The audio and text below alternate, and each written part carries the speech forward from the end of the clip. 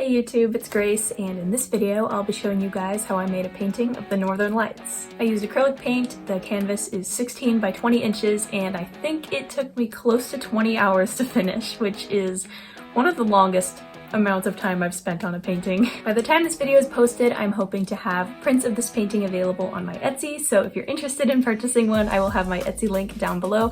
Also, if you would like to see any of the other paintings that I've made or want to commission me, this is my Instagram. That is where I do all of that. But anyways, that's it for my intro, so let's get into the actual video. This is the canvas I'll be painting in this video. It is 16 by 20 inches, and this is the reference for the painting that I'll be making. It is 44 by 54 pixels. I will put the math equations on screen that I used, but I figured out that each pixel will be 0.37 inches wide and 0.36 inches tall. I'm just making marks across all four sides to sort of map out where all of the lines will be.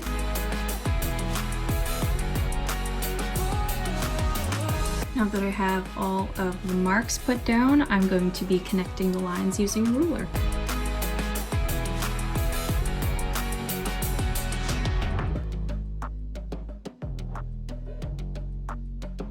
If you guys have seen any of my other painting videos, you'll know that I always add a layer of primer after I finish the grid just to keep the lead from smearing anywhere. Now I just need to wait for this to dry and then I can get started on the colors. Alright, my grid is now dry, so I'm going to start on the paint, and the first color I'm going to do is this really dark bluish gray at the top, and then you can see it sort of is around the side. So I'm going to start by blocking out those pieces.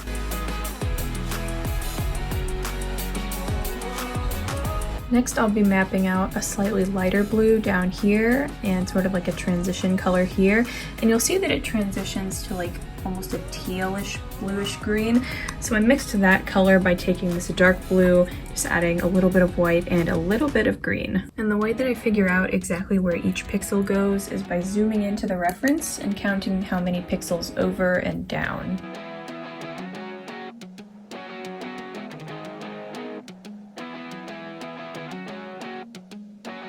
This is the next color I'm using, and I've already marked out a little bit of it, but it's just a slightly lighter teal color, and I'll be using that to blend out the kind of medium blues even more.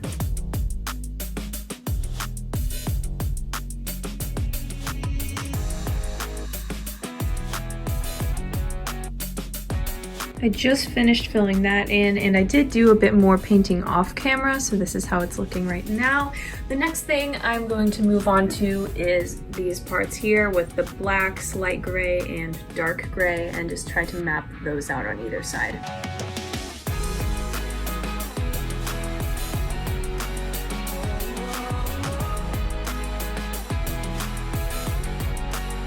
I have a pretty good start on all the blues and greens, so next I'm going to focus on this middle part here.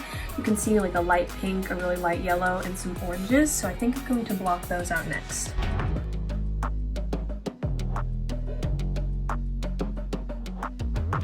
I got a little bit of this filled in, but then I realized I have this big empty space here, so I'm going to be filling that in with one of the lighter greens.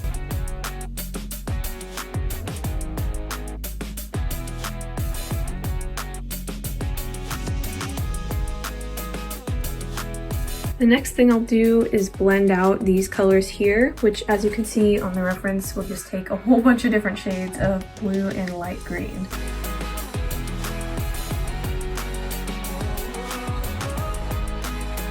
It's literally only been one coat and this part already looks so cool, especially from further out. I'm almost done with the first coat. I just need to block in these parts here, which is basically just the transition colors between the pink and the yellow and the green and the sky. This is the first coat completely done, so now it is time for the second. As you can see, most of the colors are still pretty thin, so I'll just be adding another coat and also correcting some of the colors a little bit. After looking at the reference, I noticed that I need to bring the green up a bit more and bring the blue down.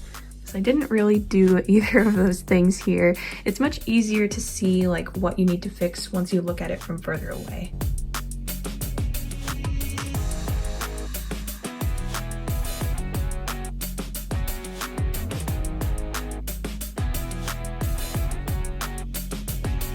This is the second coat done. As you can see, the paint is a lot thicker. You can't see through it anymore. The colors are a lot more solid. And I also fixed the green and the blue, kind of just brought the colors down a little bit. So yeah, I'm really happy with how this looks so far. The next step is the fun part where I get to go in and add a whole bunch of little detail colors and make everything look way more pixely. So I'm just going to wait for this to dry and then start on that. It's now the next morning, so all the paint is dry. The first thing I'll be doing for detailing is blending these colors here and here. This is the color I'm using for the blending, which is just these two colors mixed together in even parts.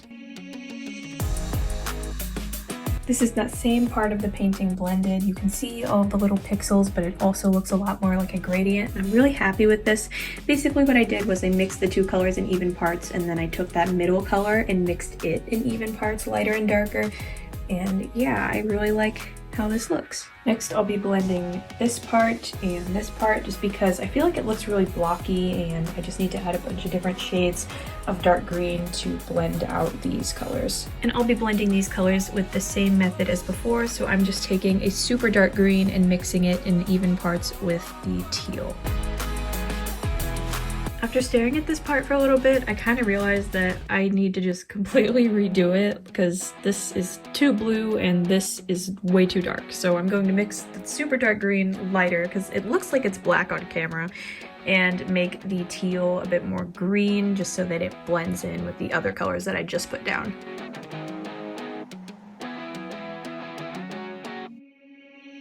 This is now how it looks after I did quite a bit of color correction, and I think it looks a lot better compared to the reference than it did before. Now I'm working on this top right corner. I already decided to change both of these two colors here just because I felt like they didn't fit as well, but now I'm just going to be blending them together.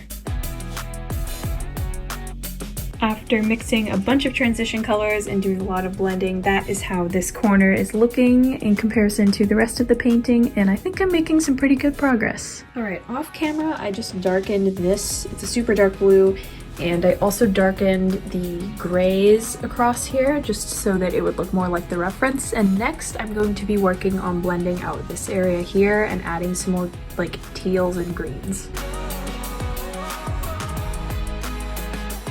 Now I'm working on blending out and adding details to all of these miscellaneous colors down here. What I'm doing, as you can see with the green, is just mixing a color that's similar but not exactly the same, and then making it look more pixely.